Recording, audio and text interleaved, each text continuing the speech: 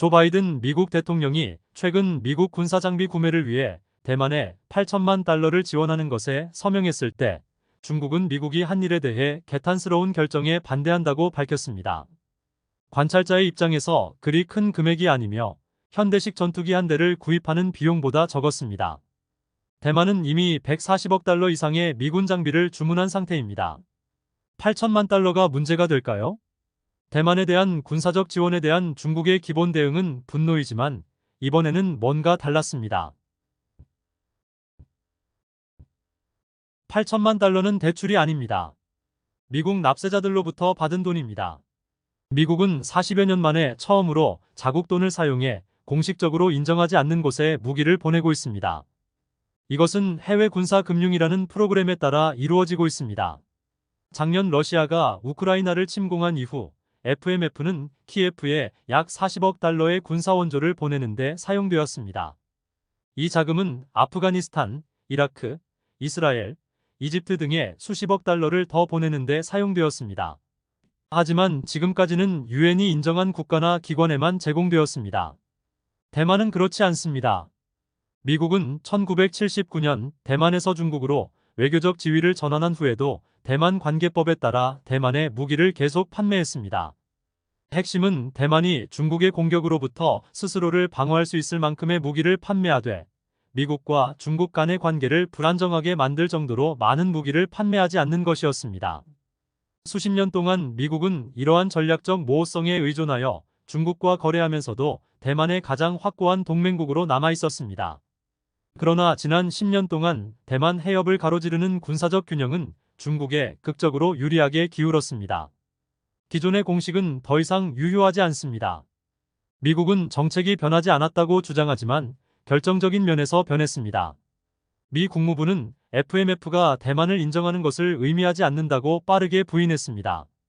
그러나 타이베이에서는 미국이 대만과의 관계를 재정의하고 있는 것이 분명하며 특히 미국이 대만의 재무장을 촉구하는 긴급한 상황을 고려할 때 더욱 그렇습니다. 그리고 중국에 비해 열세에 있는 대만은 도움이 필요합니다. 미국은 대만의 군사력 강화가 절실히 필요하다고 강조하고 있습니다. 이는 우리가 함께한다는 분명한 전략적 메시지를 중국에 보내고 있습니다.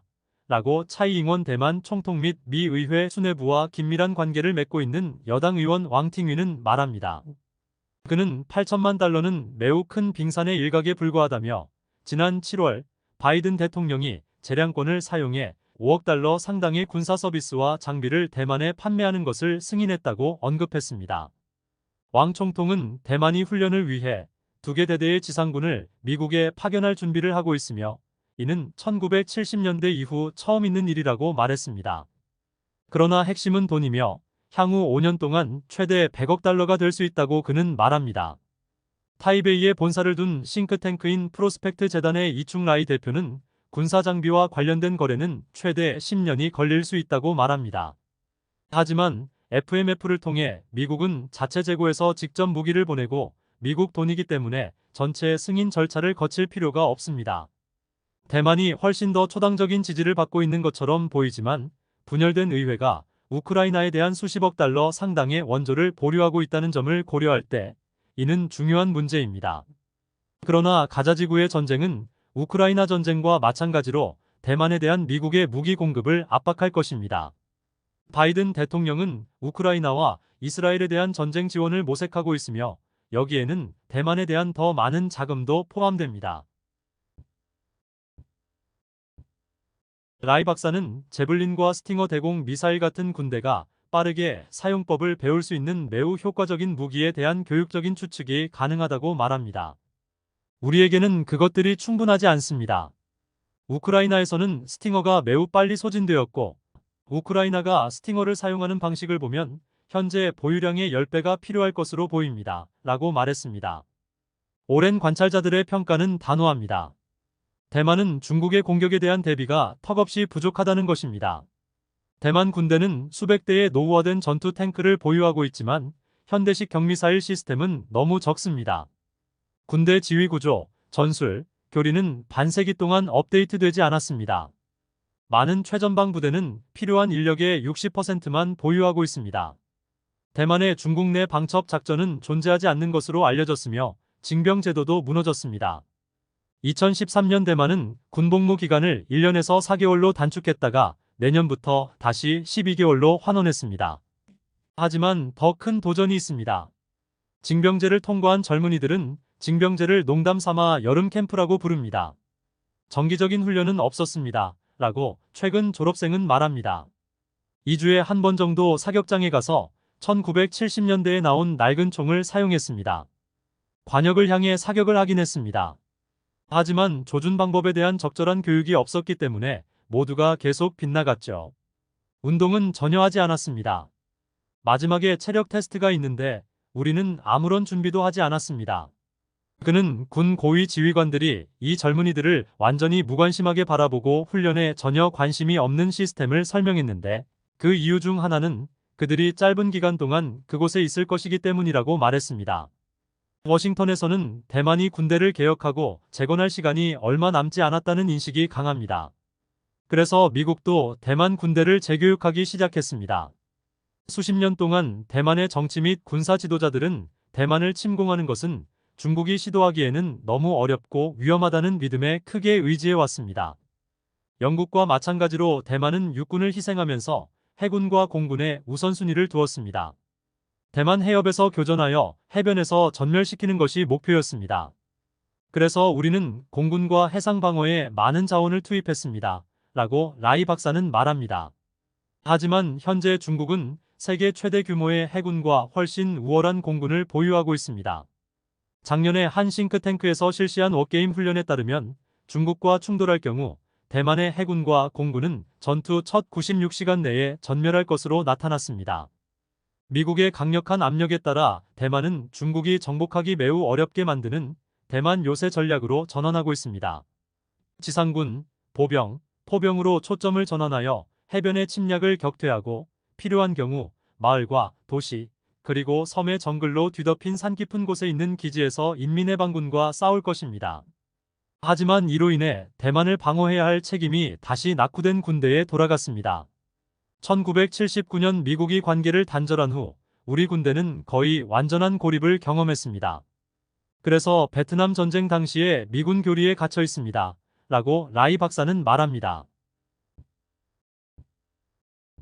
최근까지만 해도 타이베이나 워싱턴은 이 문제를 걱정하지 않았습니다.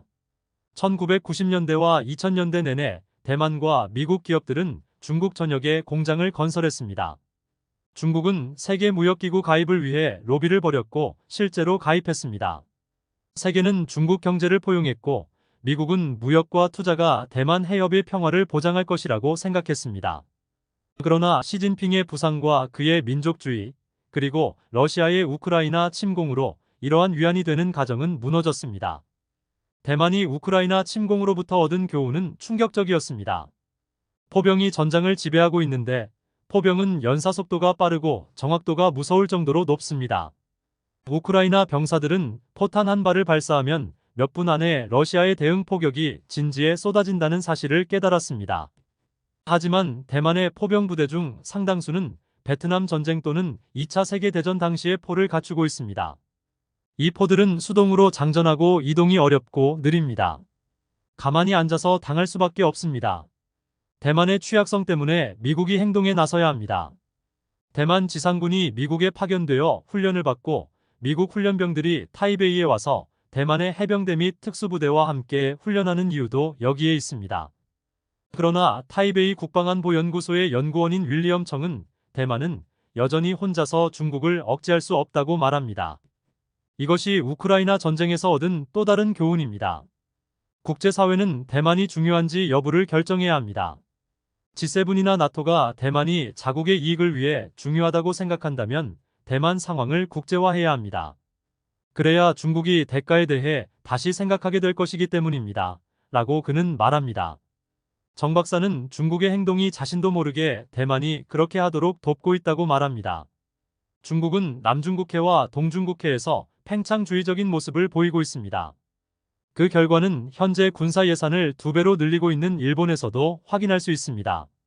그 결과 미국, 일본, 한국 간의 역사적인 정상회담, 차세대 핵 추진 잠수함 건조 경쟁을 벌이고 있는 쿼드 및 오쿠스와 같은 군사 동맹의 중요성 증가, 미국과 필리핀 간의 긴밀한 관계 등 영내 동맹이 재편되고 있다고 그는 말합니다. 중국은 지역 전체의 현상 유지를 바꾸려고 노력하고 있습니다. 이는 대만 안보가 남중국해 및 동중국해와 연결되어 있다는 것을 의미합니다.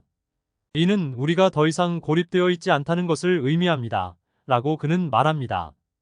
현재 워싱턴에서는 미국이 대만을 어디까지 지원해야 하는지에 대한 치열한 논쟁이 벌어지고 있습니다.